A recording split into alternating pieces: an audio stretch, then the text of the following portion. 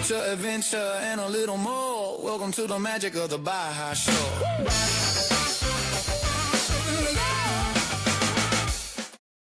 Hey, what's going on, my friends? Welcome to Baja Uncovered, the JT Meadows podcast. I'm your host, JT Meadows, and I'm here with a spectacular man here in Mexico, widely known as the Mexican George Clooney, from what I've heard.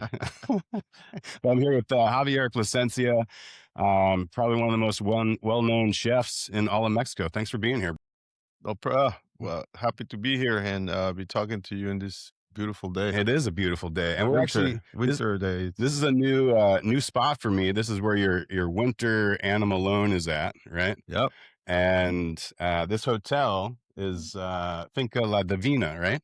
Finca La Divina. It's a little bed and breakfast type of hotel. We've been running it for almost 10 years, and it's an amazing, very peaceful, beautiful house. It is, man. I mean, you're literally, and this little spot that we got back here tucked away is perfect. It's so perfect. So you've been in the restaurant game for a long time. Your family has a long history in the restaurant world as well. But when did you start off? I mean, when did you get back in the kitchen for the first time, and how'd you start your career? I started at a very young age. My parents, my family still owns Giuseppe's Pizza in Tijuana. It's a chain of pizzerias, not more of a restaurant. That it's been around since 1967.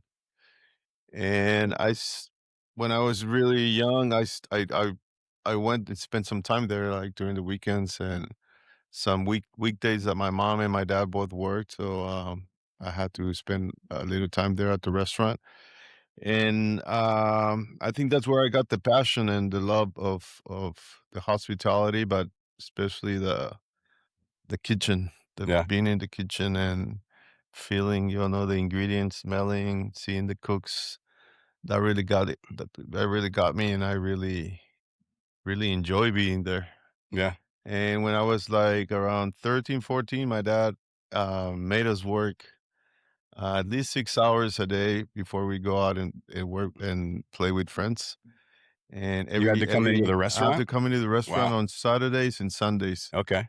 And we had to wash dishes, wash glassware, make dough. Eventually, when I learned to make pizzas, I was making pizzas and folding the pizza boxes and doing everything in the restaurant, from front of the house, back of the house, storage, and I loved it. I Yeah. loved it. I learned how to work since a very young age, thanks to my parents, and now my kids. I did the same with my kids, and yeah, that's all we need. That's all we know how to do. Yeah. It's the family blood. It's restaurants and hospitality, and that's what we love. And now my children, my kids are in the business as well, and Yeah. yeah. What was your first restaurant? Was it here? Was it Finca, or what was your first restaurant? No. I worked in San Diego for a while. I went to culinary school in San Diego, and while I was going to school, I worked at different restaurants. I even worked at Fat Rockers when they opened in Chula Vista. Really? Yeah. That was the burger burger bar, right? Yeah. The burger buffet. I was flipping burgers there, and I worked also at the Sheraton Hotel as a banquet cook, and then a line cook for the cafe. And I've worked at other restaurants like the Harbor House and different in Seaport Village. Yeah, all over. And I was a busser at a restaurant in Horton Plaza on the very top when they just opened. And then after I graduated from culinary school college, I came back to Tijuana. My dad wanted to open a more formal Italian restaurant. And he said, "You want to do it with me?" I said, "Of course, sure." So we took a trip to the Mediterranean, to Italy and Spain and France. and because I told him if we're gonna do this, I want to learn, the authentic way to do it, and we came back, opened Saverios in Plaza Fiesta. Saberios? Saverios, it's the name of the first restaurant that I had, and it was a very popular restaurant. I was the cook there, the chef. At a very young age, I was 20. Wow. And you're in charge. You were the I was executive in chef. charge, man. I was in Wow. charge. At 20. Wow. And I had like 6 cooks under me, and then, the staff. My brothers helped me, my dad, everyone helped at that restaurant. It was very, very popular. And that's how I started, man. Yeah. And then so that was your first restaurant. And That was then my first. And then we stayed there for about 6, 7 years. Um, I never left the kitchen. I was like 24/7 there learning. Um, it was busy. It was a busy. We did probably, I don't know, 200 covers each day. wow. We, back in the day, we didn't have any like really good ingredients around, so I had to go to San Diego. I had this Italian guy that owned a restaurant in La Jolla that I met, and he kind of really, really liked me, and he brought me fresh basil one time. I said, "Cook with this," and he started bringing me olive oil and cheeses and wines, and it was fun times. And then from there, I went and opened Casa Placencia, Mm-hmm. and then we opened Caesar. Casa Casa Placencia Placencia, it's is in right in kind of by the Grand TJ, right? yes, Grand yeah, TJ it's Hotel. it's Yeah. it's still there, a restaurant that is very it's like a Mediterranean kind of thing. Mm-hmm. Very popular as well. And I started as a chef there as well. And then I went and opened Villa Saverios, like this big restaurant in Zona Rio that Mm-hmm. we built from scratch. Me and my family, my dad, and I started as a chef there too. And it became a huge, huge success in the city. We had a really cool bar, and we had parties, and that's where I started like to be more involved with the local ingredients and bringing chefs, guest chefs. A little press started coming, and seeing what we were doing. I met a lot of really cool people, and I stayed there for about another 8 years in the family business. Then we opened Caesars.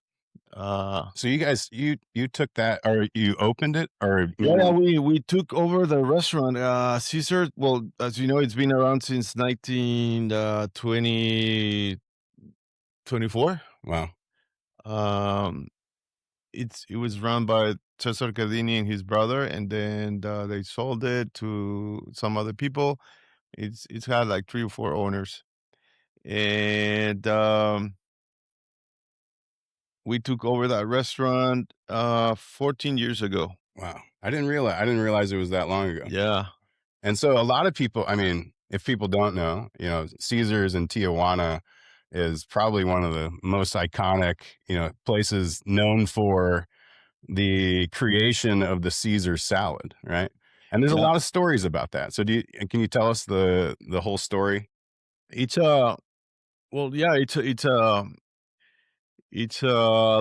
a recipe. Really, really simple but delicious for me, and a lot of people. We think it's the most perfect recipe in the world.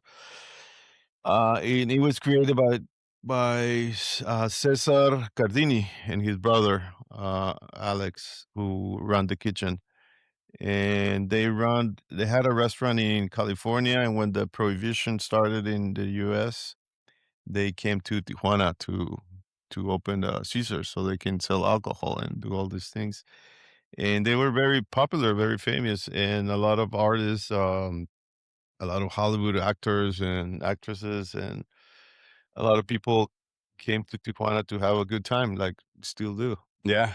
And when they came to Caesars one night, it was a Saturday night, it was the 4th of July, and they got slammed during that weekend, and customers came in late, and they asked for they saw Alex Cardini in the kitchen eating with his hands the salad, and they ask him, "Hey, what are you eating?"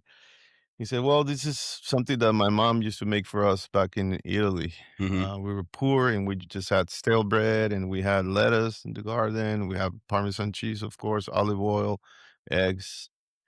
And she made us this salad, and she tried it, and she loved it, and she said, "Hey, can you make it for my friends? And we're starving, we're drunk, feed us." And he made the salad. They had it, they loved it, and that was it. Yeah, and Then it they caught started on. coming back and caught on. Everybody would say, "Hey, I heard you make these guys this salad. Can you make it for us?" So Cesar Cardini was a manager or the front of the house guy, tall, handsome Italian guy, and he started making it tableside Mm, and made everything from scratch, tableside, a little show, and people loved it. And now it is what it is, what we yeah, know today. and to this day, it's still done tableside. It is, it And is. I know you were talking about a restaurant in La Jolla that you worked at. I had a business partner of mine in a restaurant I was with. He has oh man, Manhattans Oh yeah, in yeah, downtown, yeah. and they do that the tableside Caesar, They do. and I would say someday you need to go down to TJ and have the Caesars salad because it's better than this, man. No, I've, I mean, I've been to many restaurants, um, and I've had some really decent salads made tableside, which are really, really, really cool to do. Mostly by old school waiters. Yeah, You go to Vegas or I've been to La Jolla, like the Marine Room. They used to have yeah, one really cool, very nice one. Manhattan's, some other restaurants in New York. But I also had some terrible ones, horrible, especially in hotels. really. Well, they're just trying to do it for like the gimmick and Yeah, and and I was telling them, you should go and try the Caesar salad at Tijuana. yeah, And when I travel to Europe, I tell this story to waiters at restaurants, and they say, "Nah, this can't be." they assume it's from Italy or Yeah, something yeah. like that, right? But yeah, it's an Italian creation, but created in Mexico, so we Yeah, we took it as ours. that's amazing.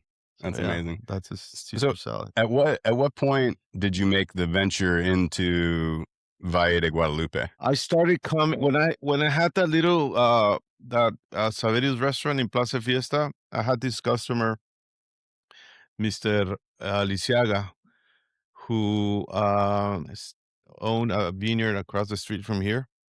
They had Balenciaga. Yeah, yeah. amazing Merlot, and he used to come to the restaurant with his wines. And really, really nice person. And he taught me a lot about the Valle wines. Um, and he invited me one time to come and cook for one of his harvest festival festivities, Mhm. comida campestre. He said, "Can you make us the lamb that you have here? Can you make us for my event?" And that's the first event that I did during Bendimes in August, and I just fell in love with the area, the winery, the vibe of the people having a great time drinking wine, enjoying a good meal. And I asked him, "Hey, what do you think if I come every Saturday and Sunday, and then we do this borrego campestre and serve it here?" And he said, "Yeah, I love the idea. We should." So I started coming every weekend, and I did like a little pop up outside the winery on the road, actually, Really? with few chairs and tables, and served his wine, and I served this lamb dish, and then I start serving local cheeses and little tacos, and it started to getting very popular. So eventually he said, "Well, you should come into the winery and do a little pop-up restaurant there on the summer." And that's how we started. And then What year was that roughly? that was I want to say it was in the 90s, like late 90s. It was like 25 years ago or something. So there was nothing, No, nothing down. there was nothing. There was only Laja Uh-huh. open a few years later, and with Jair, and that was it. That was it. And winery wise, I mean, One was year El there was Cheto around yeah, yeah, there then? was Yeah. Cheto, the Meg, and then Montechenique open, Santo Tomas, of course, Lisiaga, and then all these other wineries started opening, Casa de Piedra. So I lived through all those years, all those wild, amazing parties that they had in August, and I just fell in love with the area, started drinking a lot of wine, understanding all the process, and meeting all these great, amazing winemakers, and fell in love with Ensenada, it's the food, and I just told my dad, "We should. I mean, I want to be here. I want to have something here in the future." And he found this beautiful land owned by Camilo Magoni, the Mhm. winemaker, Magoni Wines, and eventually he sold us 14 acres of land where his vines are. And that's where Finca Altozano is Ah, now. so that was where Finca oh, Yeah. yeah, because Magoni's It's yeah, right down he's the just road from down the there. road. Yeah. Yeah.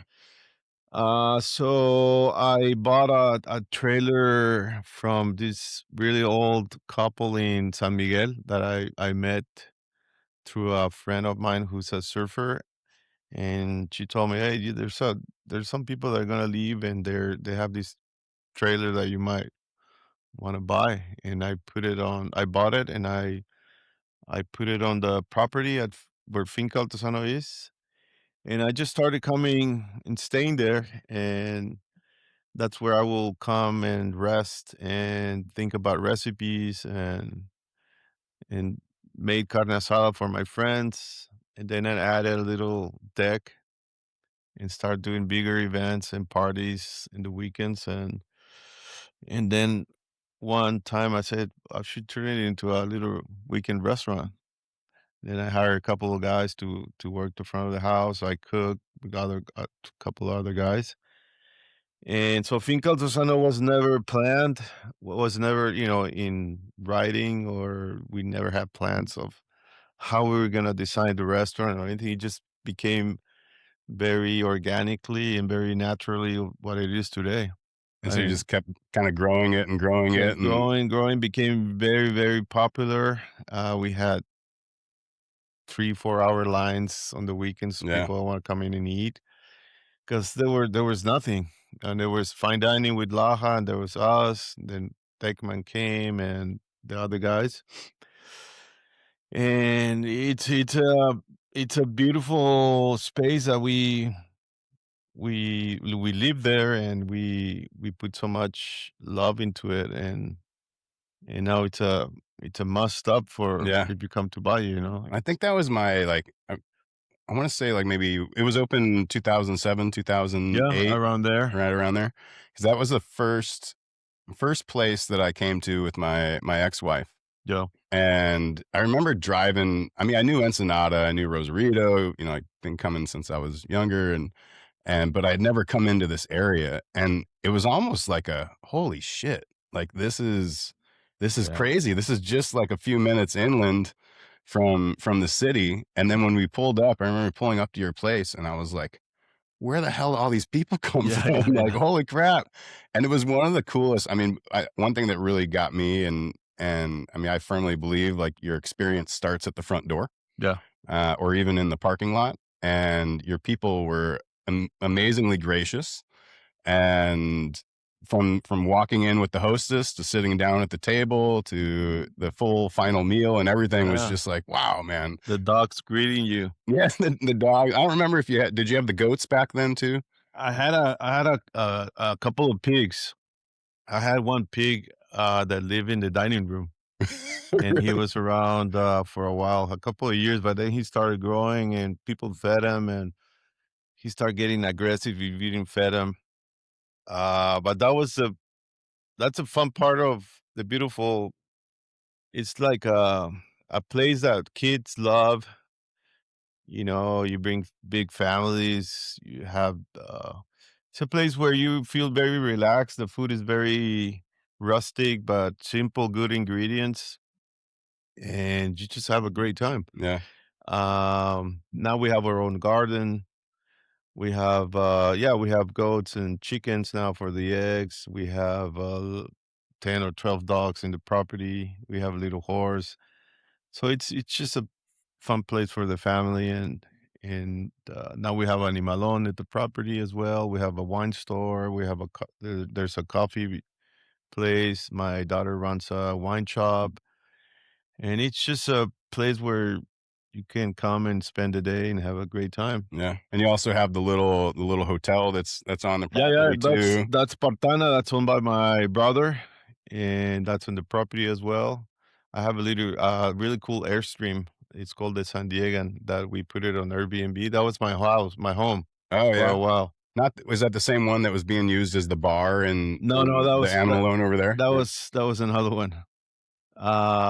This one, I bought it some years ago, and I redid from the inside. It was really cool, and I lived there for about a couple of years, and then I moved it to inside the vines, and now it's got its own jar, jacuzzi, grill. It's very, very cool. It's very popular.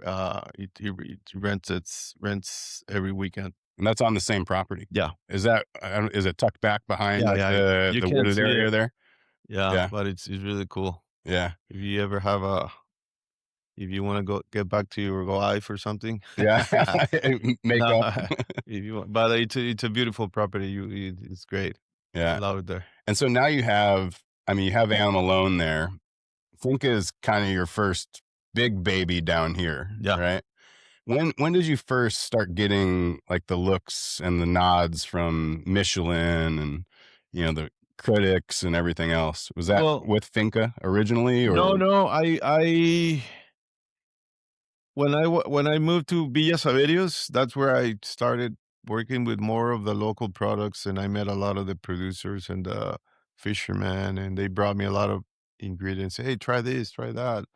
Look what we're growing," and from there, I went like like solo without my family to open Mission 19 in Tijuana. up in Tijuana? That's right. And In the that was tall like, concrete building, right? yeah, that was Yeah. like my first ever restaurant without my family, Really? that I wanted to do something that I felt I was ready, and I thought the city needed it, and I wanted to do fine dining.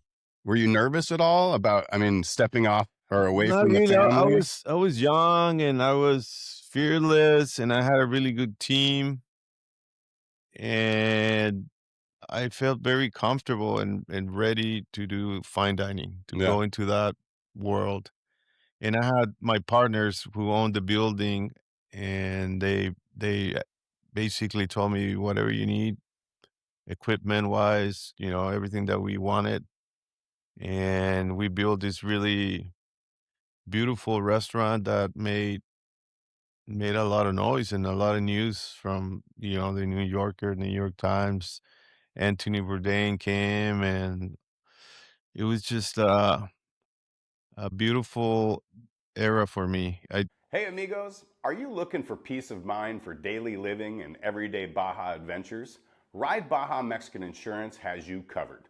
Open nights and weekends with real support across the entire peninsula. From motorcycles and cars to off-road vehicles, boats, and even your home, Ride Baja protects what matters most. I personally trust Ride Baja for all of my insurance needs so I can focus on the journey and not on the worry. Ride Baja Mexican Insurance, coverage that goes wherever Baja takes you. So you sold out of your portion at Yeah, Mission 19. I did after COVID. Um, I wanted to take some time off. Those were times where we work a lot, and Mhm. because a lot of events, a lot of traveling, promoting Baja California and Tijuana especially, because in those days, that's when we got hit by all this cartel situation, and Tijuana was going through a really tough time. And when we came back and started doing this fine dining and all this, you know, good things for the city, we got a lot of attention, and we got a lot of invites to do and promote Baja California outside of Mexico. So it was a lot of traveling events. Those were really, really. It was fun times, but also very, very hard. Lots of hours, lots of work. Were you traveling? I mean, you're going out to culinary events Culinary or events, talks, all kinds of things. yeah, Even government. really? I feel like a politician. But then I I got invited. Well, after that, um, we opened Bracero in San Diego, Ah, yeah, in Little Italy. in Little That's Italy. right. I remember. Man, I forgot about that Yeah, spot. yeah, I That place was forgot about it. amazing. That It was in like was, the converted parking garage yeah, place in Little Italy. it was a beautiful restaurant. We did a lot of research for the name and for what we wanted to say with the restaurant, uh, with the story that we wanted to tell, which was braceros. The braceros, the story when the field workers and all of that. And we had an amazing team, great menu. We, won many awards and chef of the year and all of this. But it's family, when family's in the business, it's sometimes it's hard, and everybody thinks in different directions. And I didn't feel comfortable with some situations, and I stepped out of the restaurant. And after 2 years, and I came back, and while I was there, I was invited to come and see this property in Todos Santos, by a group of investors in Colorado, and they were very, very persistent, insistent. Every event that I did, or something in San Diego or LA or in the US, somebody from that group will come and say, "Hey, have you thought about Todos Santos? We want to build this farm to table restaurant." And I said, "No, not now." Eventually, I went and saw the project. I fell in love with it. I fell in love with the town. I felt you know, very, very good. And that There was was, before it really boomed over the yeah, last yeah, couple of yeah. years, right? There was great surf. Um, and I told my family, I think I want to open this project, and eventually I want to live here too. And we do this festival, and What's the now name it's of the festival? it's called Todos Santos and Pescadero Culinary Experience.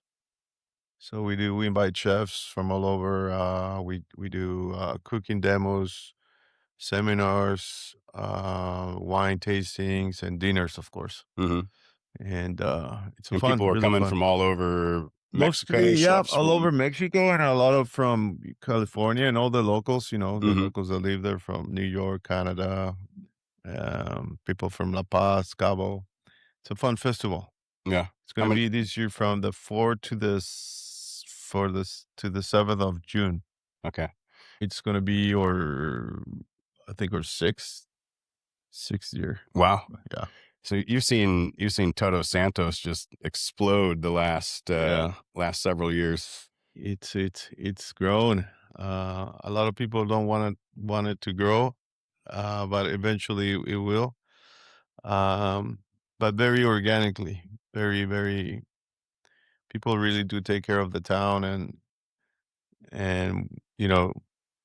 you should respect the areas where what you want to build, Yeah, and respect the locals and what they want to do.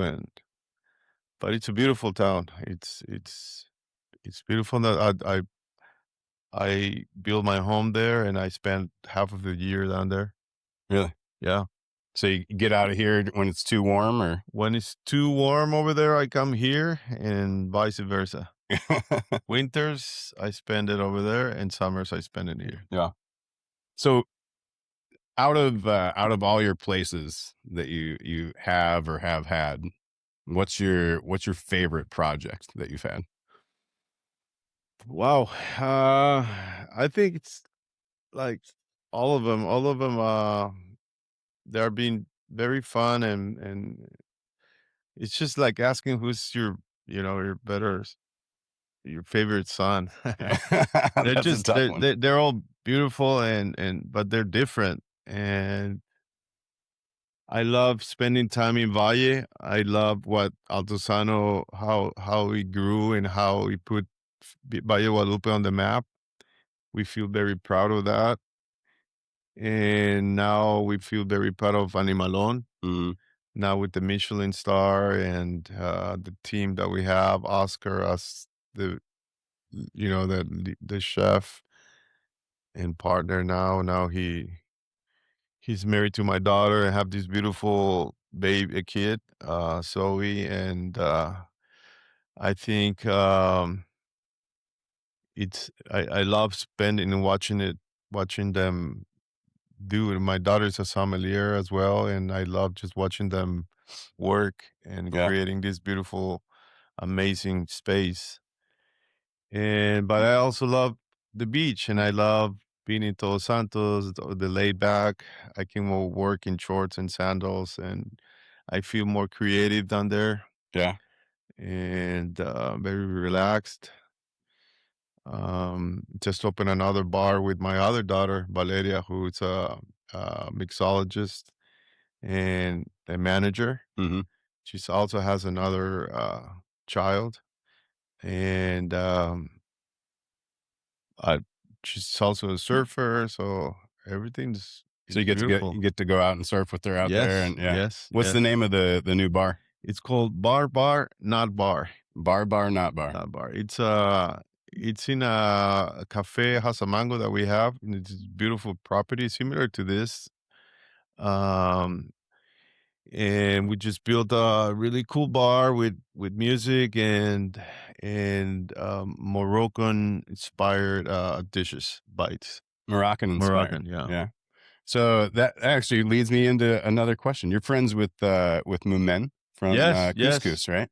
Actually, because of that friendship and the flavors that I had, the dishes that I had with him, that's how we ended up learning and cooking Moroccan. I mean, I've had some Moroccan chef professors at school, and actually I'm gonna go to Morocco next month. Really? Yeah, but yeah, Moomin taught me a lot about the culture and the cuisine, Yeah. and I thought it was just something different. It's very similar to how we eat and how we like to eat, and all the spices and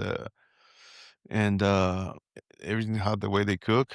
I think it's very similar to how we eat as Mexicans. Yeah. And do you find that cuisine to be slightly more difficult to cook than, say, Mexican cuisine? No, not at all. I No? think it's all about the ingredients and how you mix the spices, not to overwhelm the dish.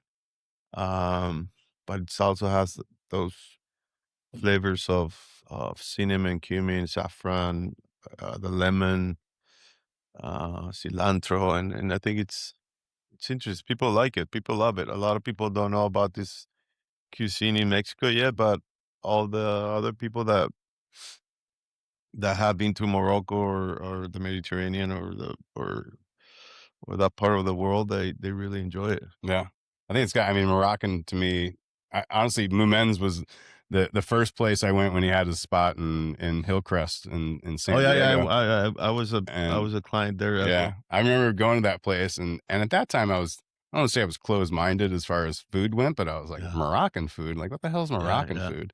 And that was the same. I mean, his experience starts at the front door, and the whole yeah. experience and the flavors are amazing, the presentations are amazing, and he's just a really he's a really cool guy too, He's super. cool. Yeah, yeah. He loves hospitality as well, and very friendly, and he likes a good party as well, and having a good time while taking care of people. Yeah. So what's next for Javier Placencia? I have several projects that I'm working on. We're building this really cool restaurant in Tequila, Jalisco, with Tequila Santanera. Yeah, like in the town, like in the Yeah, downtown yeah. area of it? A little bit. Before you get into town, it's an amazing property. You have to go a little bit up to the mountains, Mm-hmm. and it's gonna be very similar to what Finca Altusano is. Very rustic, open fire, cooking, smoking, fresh ingredients from around that area, and it's inside a tequileria, which they make this amazing organic tequila called Santanera. And then we have another project in Tijuana, um, in a new hotel. And I'm working in right tomorrow. We open Semillon in San Jose del Cabo, Mm-hmm. in this really cool What do you property say, tomorrow? tomorrow, man. So, Yeah. so you're reopening Adam Alone today Yeah, I'm here. flying out tomorrow morning to go open Semillon. And we open also Marumo in the JW Marriott in San Jose del Cabo. And we're consulting for a few projects, so it's a very, very busy year. Yeah, man. How do you do it? Like, how do you keep everything organized? How do you keep motivated? How do you stay positive? Um, it's just my passion. I don't want to sound like a cliche, but I really enjoy what I do. It's the passion that I have for this industry, and the love of food and creating. Like, creating keeps me very, very alive. Yeah. And I love to create new dishes and finding out about new ingredients. And that's what keeps me. It's not about the money, actually. It's about creating something special and watching it grow and become something special. Yeah. I've had many failures, but I've also had some really cool projects that are, you know, still doing really, really well. And yeah. How do you deal? I mean, you mentioned you've had some failures as well, but how do you take that? I mean, this is kind of advice for, young chefs or new restaurant operators. Like, how do you take that mentally, and then what do you do with it to keep on rolling? Um, I don't think um I'm a person that, if I like something, I think about it, and I think it's gonna work. I just do it. I don't overthink it a lot, and I don't give it a lot of thought. I just go for it. Just do it. And that, I think that helps me. But I'm also very tranquilo. Mm-hmm. I don't go crazy, or but I'm on the phone a lot. That's what bothers me a little bit, because I wake up and I have many messages that I have to answer, and managers and cooks and everyone's calling me all day. You have to answer, to get things done and this and that. Uh, but you get used to it. And since my children are already grown, now I wanna spend more time with my granddaughters. But my kids already grown. They already work. They live. I mean, I don't have to be there all the time. Yeah. So it gives me more free time. I wish I could have more free time to surf and do whatever I want. I like to do golf, travel more. But I'm happy. I get to do whatever I want. Um, but it's just my projects are my priority right Yeah. now. And yeah, it's fun for me, man. It's fun. So you've arguably put not Mexican cuisine, but put, Baja cuisine on the map. And a lot of people say, the reason that things have really just stepped up their games in Baja and throughout other areas is because of you. No, I think it's I was at the right time at the right moment. Is that what you say? Right. Yeah, right time, right place, or right place, right time. Um, but Baja California cuisine, it's very popular now, and it's because a lot of talent, a lot of great cooks, chefs, but also the ingredients that we have in this area in Baja California, South and here, uh, amazing products. We have the Sea of Cortez, we have the Pacific Ocean, we have all these beautiful vineyards and farms and huertos and olive oil, and we have everything. So that's a big part of how the Baja California cuisine became what it is today. And all the chefs and restaurants, if you go to Mexico City, Guadalajara, or the big cities, Monterrey, everyone has more than five really good ingredients from Baja California. Mm, And we are very, I think we're very creative in a way that no one's teaching us or telling us how to cook, like centuries old other cuisines like Oaxaca or Puebla, where they have their moles and their sauces that are uh, very old and we mhm, should respect, which we do. But here in Baja California, we're very, very, very young, and we created this cuisine that we still working and creating, and it's been a fun ride. yeah, But it's just a lot of talent is yeah. here, not just cooks, but also winemakers and brewers and The whole game has really definitely, stepped up yeah. for sure. So what do you, I mean, for anybody that's watching this, maybe an aspiring chef, or they're in culinary school, or they want to own their own restaurant one day. I mean, what would you say to someone that just walks up to you and says, Javier, I want to start a restaurant. What do I need to do? How do I need to set my mind? Um, you have to have a backup plan, and especially economic. Hmm. What I see a lot of times with young entrepreneurs or chefs, cooks that want to do their own thing. First of all, I suggest they go and work for many other chefs in many other restaurants to see and learn what they're doing good and what they're not doing good. So just take notes and travel a lot to learn. Go visit the markets. Go see how the people eat at home, what they eat, how they eat. Read. Uh, and if you decide to open a restaurant, be ready for that wild ride. It's restaurants now are a roller coaster. It's not easy. It's You have to be super 100% committed to it, and it's like a marriage. Hmm. You have to attend to it. You have to take really good care of it, and if you're not having fun doing it, or you don't feel happy, um, it won't work. Yeah. It won't work. And what do you feel is the most difficult part about running a successful restaurant? I think it's these days is keeping good staff. Hmm.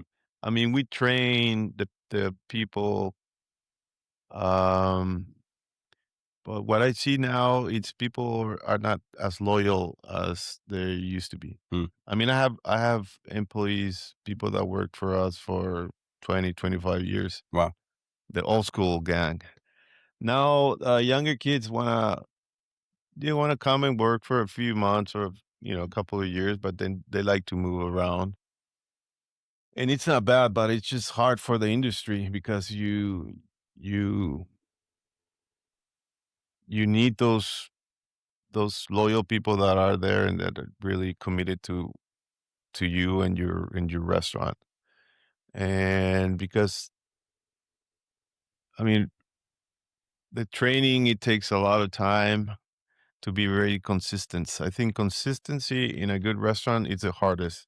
You want to be that each dish that comes out of the kitchen needs to be the same every single day. Hmm. And when you're doing 200, 300 of the same dishes a day, you need to have that consistency, and you have to have the product, of course. Yeah. You have to have that connection with your purveyor and your whoever's growing your chickens or your vegetables. They have to be like a we treat them as a family because you want to have the best ingredient in your kitchen and every day, Hmm. the same quality.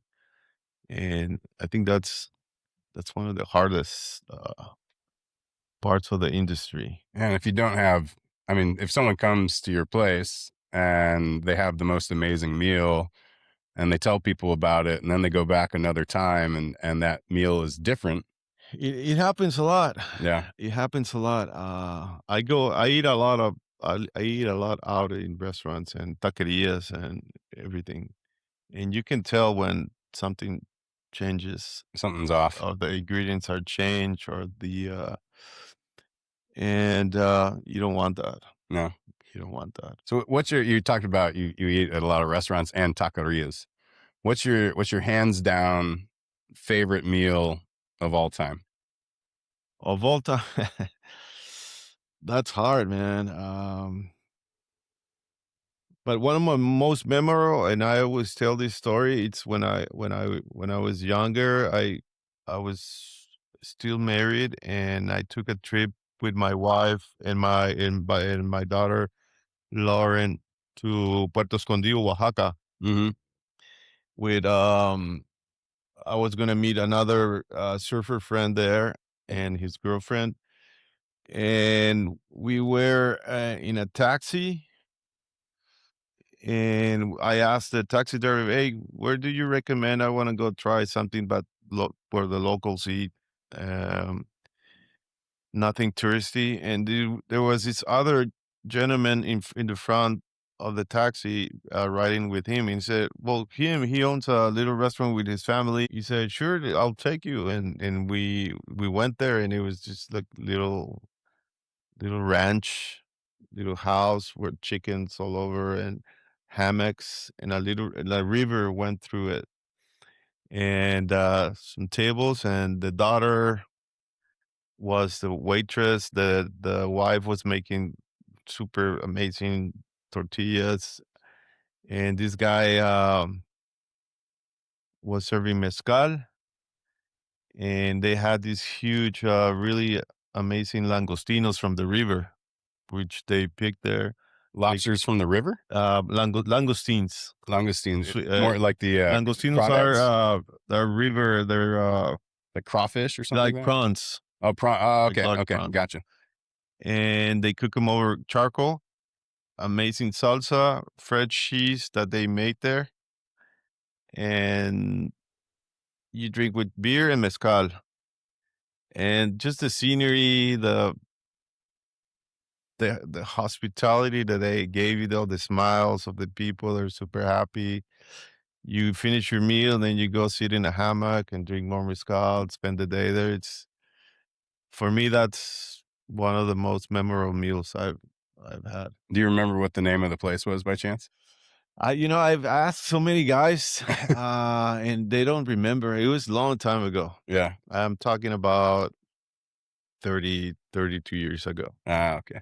And one another great meal that I have with my dad at the Louis in Monte Carlo, Alain Ducas's restaurant, fine dining. For me, that was the first fine dining experience that I ever had.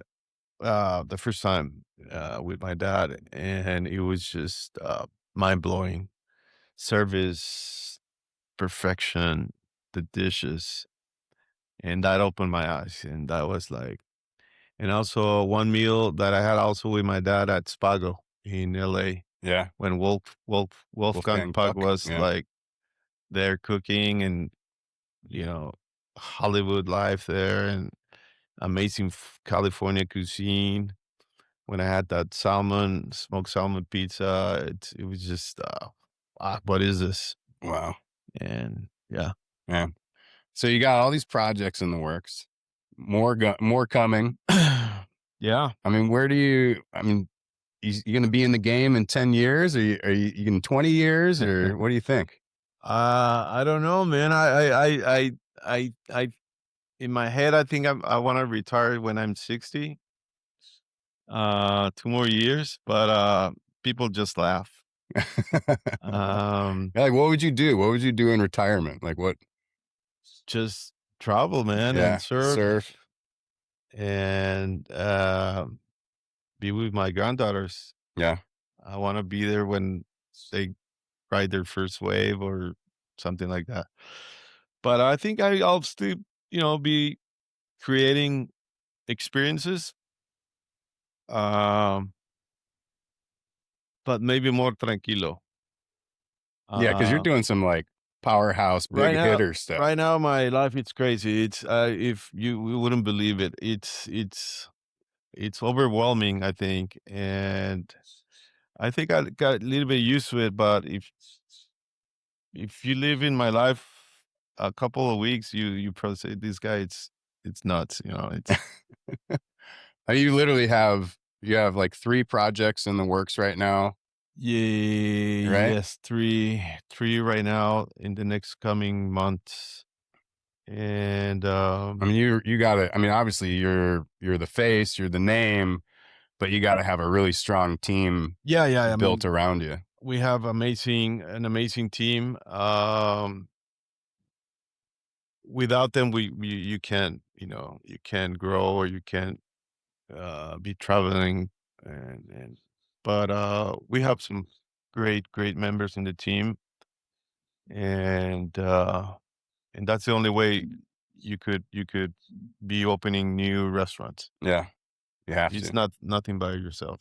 Yeah. Well, and I don't think you could be here getting ready to reopen Animal Alone, open a new restaurant No, in Cabo tomorrow, working on a project in yeah. Tequila. I mean, sometimes I dream or wish that I only had one restaurant and I was just there cooking for my clients because I love to cook. I would love to be in the kitchen all the time, but now I can't because I have to do all these other things. I have to take care of the music, the lighting, the front of the house, the wine program, um, checking on, food costs and if it's making money or not, and talking to the staff, and it's just a lot. And and but I already did my work, I already know what it is to be in the line for 10, 12 hours going crazy. I love that rush. I already lived it and I already know what it is. And now I enjoy what I do. I I mean I spend a few hours here and then I go back to that restaurant. I spend another few hours there, and while I'm there I try to be very proactive and taking care of details, Mm, tasting and changing things that I don't like. And that's my life now. yeah. You made that your life. I made that my life. I Did you ever think about like going from Giuseppe's before you kind of went in, to Casa Placencia, or even working up in San Diego? At any point, did you think like, man, I think I'm going to be an engineer, or I want to be a pro surfer? I mean, do you ever think about that? Yeah, I always wanted to be a musician, being in a rock band or a DJ or that type of in the music Wait, industry. and I believe, Kristen just told me you just had was it your first DJing gig, like in I Cabo or did, something yeah. like that? I did it here, no, here in Oh, it was the here. Valle. Ah, okay. What's your DJ name? Uh, You don't have a I DJ just name? love to play 80 Oh, yeah. music. One of my sons is a DJ. He's in Madrid right now and he's playing clubs. Really? And my brother Julian, he's an amazing, amazing musician. He has a jazz band, a blues band, and a metal. Really? So he plays all kinds of instruments, Yeah. super talented. And all my uncles, they were musicians as well. And so I have it in my blood, but I don't play anything. I don't even sing. Really? But I really, really enjoy good music. And Yeah. I've taken my kids, since they were little, to concerts and festivals, and now they're all into music, and it's great. Yeah. So you want to be a DJ, a musician, a surfer, but the chef life has made you what you are today. Yes. Yeah. But Where I mean, I don't complain. I love my life. I love uh, learning other cuisines and cultures, and I love the wine industry as well. I love mezcal. Um, have you thought about like coming out with a Javier Placencia? we have a line of mezcal that we created with one of my good friends from Oaxaca, from Gracias a Dios Mezcal. Okay. We made this really cool brand with the pechuga mezcal. Mm-hmm. That's Uh, the one. It's like it's flavored with yeah, smoked they add pechuga or chicken. wild turkey breast when they do the distillation. Mm-hmm. They hang it from the copper thing, and we came up with this idea of doing it with the pechuga, but also adding Baja California ingredients. So we did one with lobster, another one with oysters, and another one with abalone. Where the flavoring in Yeah, it is done yeah. with lobster abalone. Really? And we added some like kombu seaweed. We added salicornia. We added some fruits from Northern California, like Buddha's hands, and we added fruits from Oaxaca, like passion fruit, wild passion fruit, bananas, apples, and it became something really special. We did we have done it 2 batches already because it's sold out. And it's just not just the flavor, but it's about telling the story and how we brought these 2 cultures, no, Oaxaca and Baja California, and made this beautiful mezcal. That's amazing. And it's great, man. It's And you serve it. You have it at the different I have it restaurants. at all And, my restaurants. yeah. And we also made a collaboration with Transpeninsular beer. So we made Mm-hmm. a beer called Martinez. Okay. I love dirty martini, so we thought about doing all the ingredients from the dirty martini and make making them into a beer. Really? Yeah, so you have try that beer. It's It's really already out. It's yeah. already. It's been out for I think for about 6 years, Uh-huh. and we also sell it at our restaurants, and we have a few cocktails with that are amazing, like a michelada kind of thing. Mm-hmm. It's salty, and you eat it with oysters or smoked fish. It's amazing. And we also came out with our book a few years ago, The Solo Baja, which did really, really well. Now it's in the third time printed, and we also sell it at the restaurants.